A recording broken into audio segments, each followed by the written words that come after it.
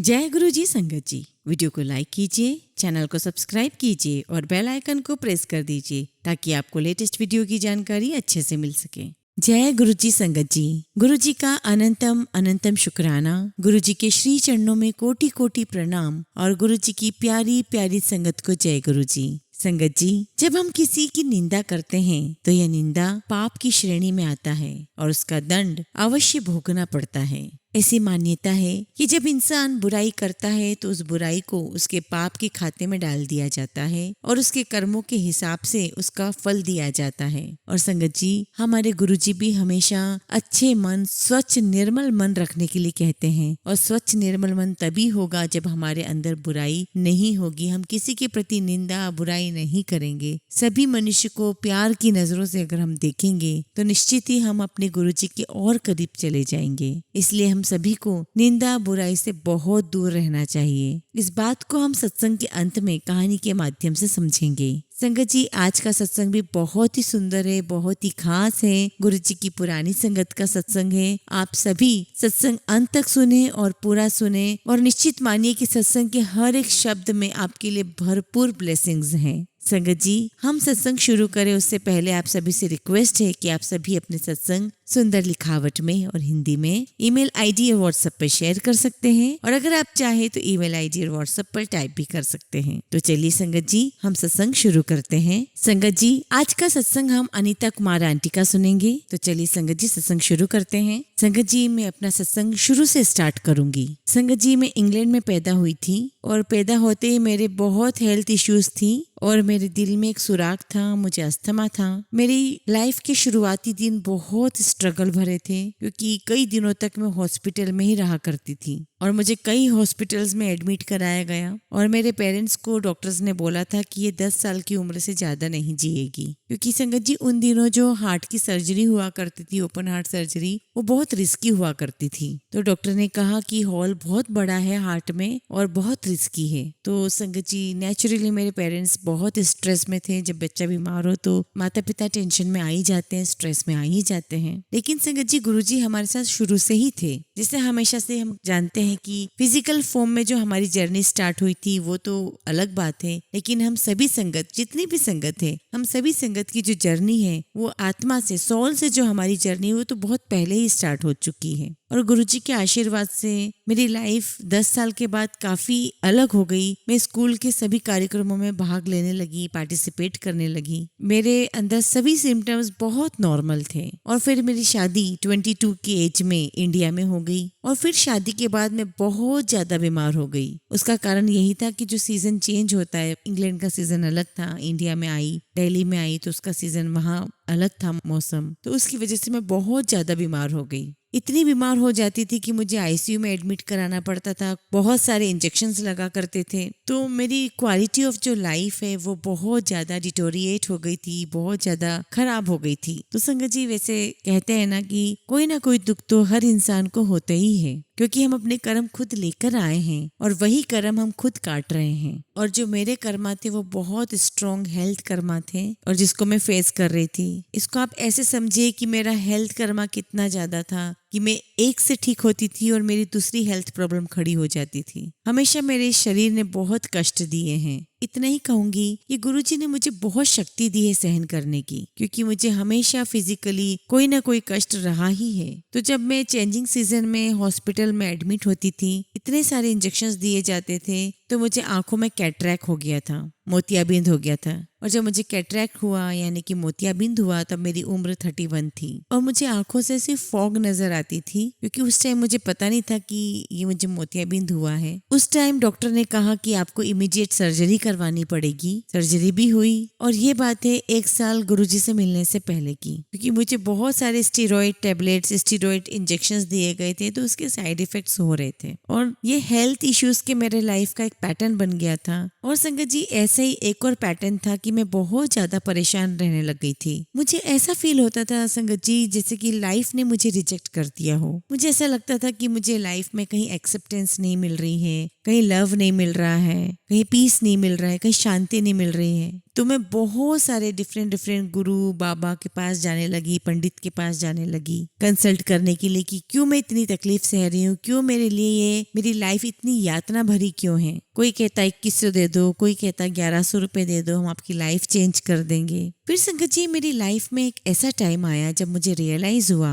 कि कोई किसी के लिए कुछ भी नहीं कर सकता, कोई किसी की डेस्टिनी नहीं बदल सकता। तो मुझे समझ आने लगा कि यही मेरी लाइफ है और मुझे ऐसे ही जीना है, इसी सैडनेस के साथ, इसी स्ट्रगल के साथ मुझे जीना है। तो बस मैंने फिर सभी गुरु बाबा पंडित टैरो कार्ड रीडर्स एस्ट्रोलॉजर्स सबका रास्ता छोड़ दिया। तब लगभग 97-98 की बात है। फिर गुरुजी की किसी संगत ने, जो पुरानी संगत है, उन्होंने मुझे कहा कि हमारे गुरुजी आए हुए हैं, आप उनके पास चलो, पंजाब से आए हुए हैं। आप समझ ही सकते हैं संगत जी की सुनकर मेरा रिस्पॉन्स क्या होगा। मैंने बोला कि नहीं, अब मैं कहीं भी नहीं जाऊंगी, अब मेरा हो गया है, मेरा हर गुरु बाबा से विश्वास उठ गया है, मैं कभी किसी के पास नहीं जाऊंगी। लेकिन संगत जी मैं उन संगत का बहुत बहुत शुक्राना करती हूँ, क्योंकि मैं हर बार मना करती रही, वो हर बार मुझे इंसिस्ट करती रही। फिर क्या हुआ, फाइनली एक दिन वो मेरे घर पहुंच गई। ये बात होगी थर्सडे इवनिंग की और शाम के 6 बजे हुए थे। और उन संगत ने गुरुजी को भी इन्फॉर्म कर दिया था कि वो मुझे लेकर आ रही है। फिर मेरी फ्रेंड ने मुझे बोला कि तू ओपन माइंड ओपन हार्ट के साथ वहां पर गुरुजी के पास जा। लेकिन मैंने ठीक उसके विपरीत किया। मैं पूरे बुझे हुए दिल से बिल्कुल क्लोज्ड हार्ट के साथ गई। वो पूरी गाड़ी में मुझे सत्संग सुनाती रही। मुझे तो ये भी नहीं पता था कि सत्संग क्या होता है। मेरी एजुकेशन इंग्लैंड में हुई, वहीं पढ़ी लिखी थी, तो मुझे ना तो सत्संग का पता था ना गुरबानी का पता था। संगत जी, जो सत्संग जो गुरबानी आज हम सबकी लाइफ का एक बहुत बड़ा हिस्सा बन चुके हैं, उस टाइम पे मुझे ये सब कुछ भी नहीं पता था। तो बस उस समय वो मुझे कहती कि ओपन हार्ट रखना, ओपन माइंड रखना। और जैसे ही हम छोटे मंदिर पहुंचे और वहाँ गुरुजी बैठे हुए थे, गुरुजी अपने चोले में नहीं थे, गुरुजी अपने टी शर्ट और शॉर्ट्स में बैठे थे और 1 घंटे की वॉक करके आए थे। उस टाइम पे कोई संगत नहीं थी, 6 बजे हुए थे। तो ये संगत ने मुझे मिलाया गुरुजी से। संगत जी, जब मैंने पहली बार गुरुजी को मत्था टेका तब मुझे फील हुआ, मुझे एक्सेप्टेंस फील हुआ, मुझे पीस फील हुई, मुझे शांति महसूस हुई वहाँ पर। बस मत्था टेकते ही मुझे महसूस होने लगा, आत्मा को सच्चाई पता होती है। मुझे लग गया कि मैं पहली बार सही जगह आई हूँ। जैसे मैंने मत्था टेका,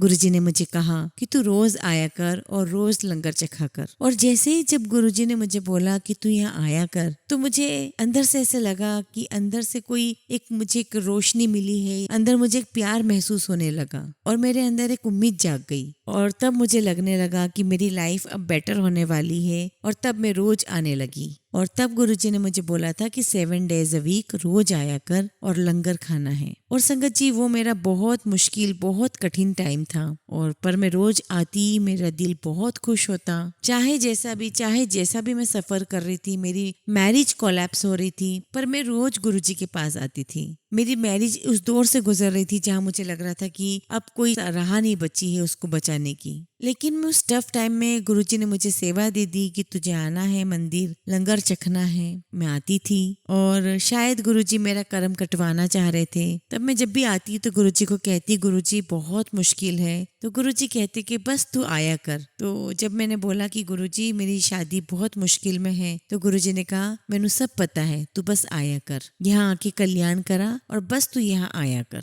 और संगत जी, जैसे मैंने बताया कि चेंजिंग सीजन्स की वजह से मुझे एस्थमेटिक अटैक आते हैं। तो जब मैं गुरुजी के सामने बैठी हुई थी, तो वहीं गुरुजी के सामने बैठे बैठे ही मुझे अस्थमा इतना ज्यादा हुआ कि मैं ब्लैक एंड ब्लू हो गई। तो मैंने गुरुजी को बोला कि गुरुजी मुझे जाने दीजिए, मुझे सांस नहीं आ रहा है, मुझे स्टेरॉइड इंजेक्शंस लेने ही पड़ेंगे। क्योंकि वो मेरी लाइफ का एक पैटर्न बन चुका था 88 से कि मुझे जब भी अस्थमा होता था कि मुझे हॉस्पिटल में एडमिट होना ही होता था और स्टेरॉइड इंजेक्शंस लेने ही होते थे। तो गुरुजी मुझे देखते हैं और कहते हैं कि अगर तुझे तेरा कल्याण करवाना है तो चुप करके यहाँ पर लंगर कर। तो मैंने गुरुजी को देखा, गुरुजी मैं तो लंगर भी नहीं खा सकती। तो गुरुजी ने कहा कि तू लंगर खा और लंगर तेरा स्टेरॉइड इंजेक्शन है। और मैंने लंगर की तरफ देखा और रोने लग गई। और मैंने कहा गुरुजी ये स्टेरॉइड इंजेक्शंस नहीं है। और मैंने कहा ये तो आलू गोभी दाल है। तो गुरुजी कहते हैं, कमली तेनू आज कल्याण कराना है तो पूरा लंगर तूने चखना है, और तू जब भी दरबार में आएगी तो दरबार के बाहर अपनी जूती उतार के आ और अपने ईफ और बट बाहर छोड़ के आ। पूरी तरीके से खाली होकर आया कर और फिर देख तू गुरु के नजारे। पर मुझे गुरुजी के कोई शब्द समझ में नहीं आ रहे थे, वो मेरी सोच के बिल्कुल बाहर जा रहे थे और बस मैंने रोना शुरू कर दिया। और मुझे लगा कि गुरुजी तो बहुत हार्श है और गुरुजी में बिल्कुल दया नहीं है। गुरुजी मुझे बोल रहे हैं लंगर खा के जा, जबकि मुझे इतनी तकलीफ हो रही है। तो मुझे लग रहा था कि गुरुजी इतना हैवी लंगर प्रसाद खाने के लिए बोल रहे हैं और मुझे सांस नहीं आ रहा है, क्योंकि संगत जी जब अस्थमा होता है तो आप बहुत सफोकेटेड फील करते हो। तो बस मैंने चुपचाप फटाफट लंगर खाया, रोते रोते लंगर खाती गई और जैसे ही लंगर फिनिश किया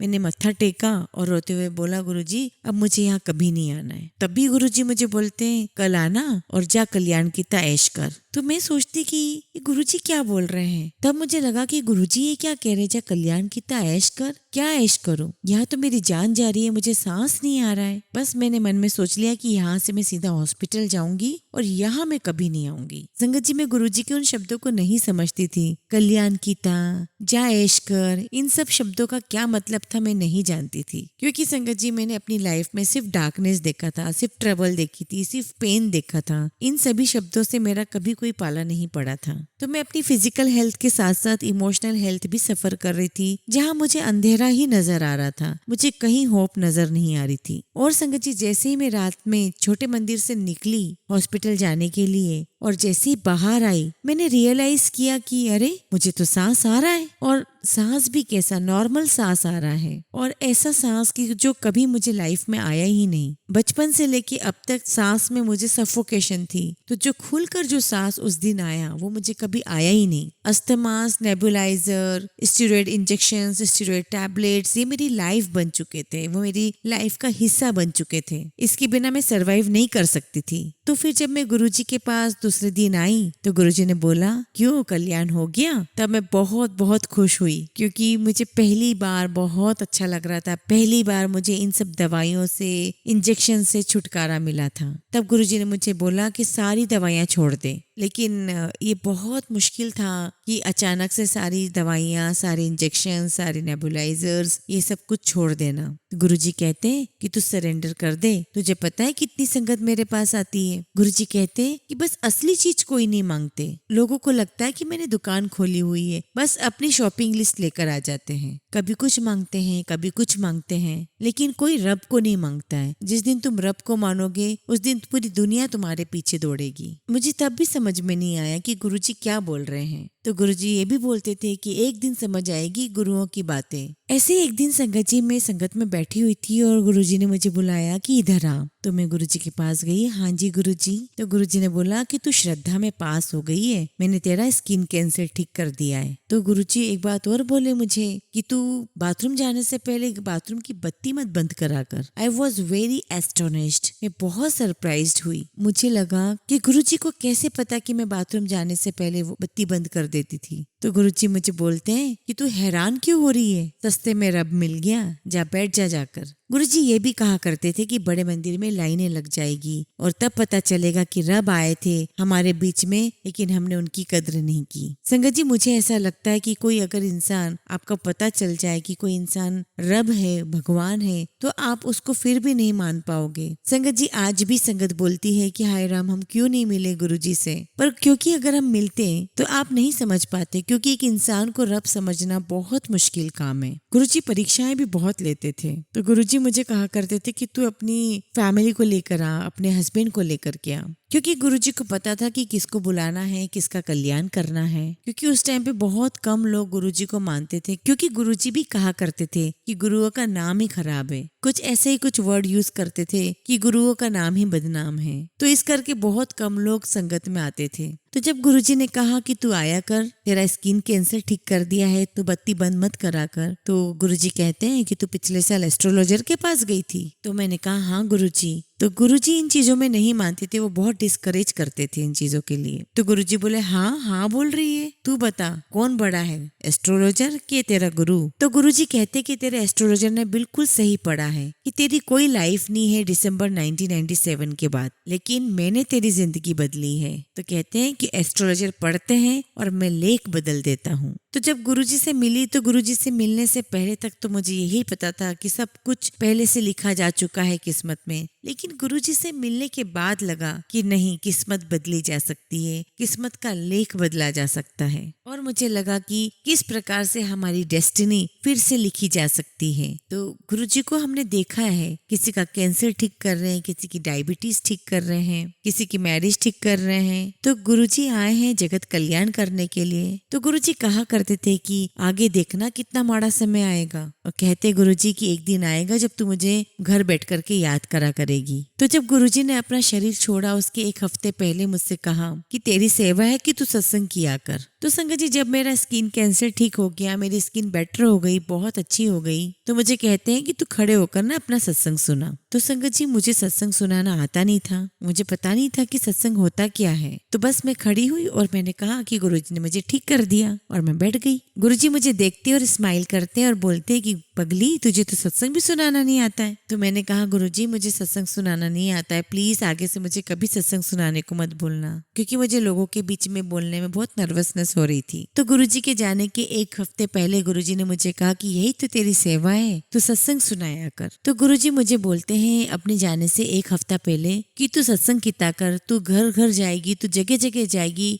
सत्संग सुनाएगी, घर घर मेरी जोत जलेगी, और यही तेरी सेवा है। तो मैंने कहा गुरुजी, आप ही ने तो कहा है कि मुझे सत्संग सुनाना नहीं आता है। तो गुरुजी कहते, कमली तू थोड़ी ना करेगी, मैं कराऊंगा, मैं कराऊंगा, तू सिर्फ खड़ी होगी। तो संगत जी, इस बात में पूरा विश्वास रखी कि जो संगत से बुलवाना होता है, जो संगत से सत्संग करवाना होता है, गुरुजी वही करवाते हैं। और गुरुजी कहते हैं कि जब सत्संग सुनाते हो तो दोनों तरफ लहरें चलती हैं, सत्संग सुनाने वाले का भी कल्याण और सत्संग सुनने वाले का भी कल्याण होता है। गुरुजी कहते हैं कि आपको पता नहीं कि मेरी कितनी मेहर है इन लहरों में। तो गुरुजी कहते हैं कि अगर मैं किसी से कैंसर का सत्संग सुनवाता हूँ तो तुम्हारे किसी आने वाले या किसी और सत्संग के आने वाले कैंसर को ठीक कराने के लिए सुनवाता हूँ। तो गुरुजी कहते हैं कि मेरे पास डायबिटीज, कैंसर, अस्थमा ठीक करना बड़ा आसान है। संगत जी, मेरा इंटरेस्ट स्पिरिचुअलिटी में बहुत रहा है, मैं बहुत सारी किताबें पढ़ती रहती थी। तो जब भी गुरुजी मुझे इंट्रोड्यूस करवाते थे तो ऐसे इंट्रोड्यूस करवाते थे संगत में कि ये बहुत स्पिरिचुअल कुड़ी है।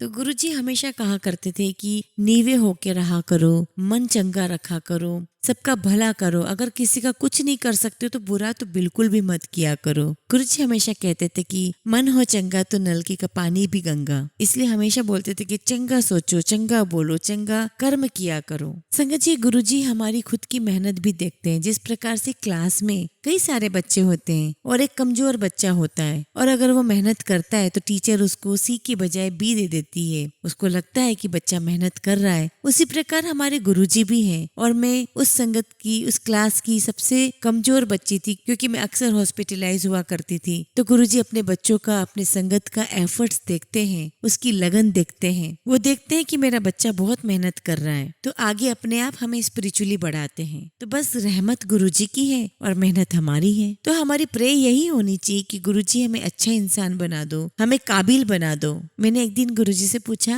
गुरुजी लाइफ का पर्पस क्या है, लाइफ का मीनिंग क्या है? तो गुरुजी कहते हैं कुछ नहीं, टाइम पास है, हंसते हंसते कट लो, चंगा कर्म करो। बस गुरुजी के पास हमें, उनके श्री चरणों में हमें इसी प्रकार से सेवा करती रहना चाहिए। गुरुजी की हर बात हमें माननी है। आपकी लाइफ में जो ड्रास्टिक चेंज आएगा वो गुरुजी की ब्लेसिंग से आएगा, गुरुजी की मेहर से आएगा। आप मंत्र जाप करें, गुरुजी की सच्ची सेवा करें, सत्संग सिमरन करें, बस यही गुरुजी चाहते हैं। तो बस अब मैं अपनी वाणी को यही विराम देती हूँ। जय गुरुजी, शुक्राना गुरुजी। संगत जी, हमेशा की तरह इस सत्संग का अंत भी हम एक बहुत ही सुंदर कहानी से करेंगे। कहानी इस प्रकार है। स्वामी सेवानंद जी के 2 शिष्य थे, रामानंद और चेतानंद। ब्रह्म मुहूर्त में उठकर जब ध्यान, संध्या, शास्त्र अध्ययन करना उनका नित्य नियम था। उनकी तत्परता देख स्वामी जी दोनों शिष्यों से बहुत संतुष्ट रहते थे। एक दिन रामानंद देर तक सोया रहा। चेतानंद ब्रह्म मुहूर्त में उठकर अपना नित्य नियम पूरा करके सेवा में लग गया। दूसरे दिन भी रामानंद ब्रह्म मुहूर्त के समय सोता हुआ मिला।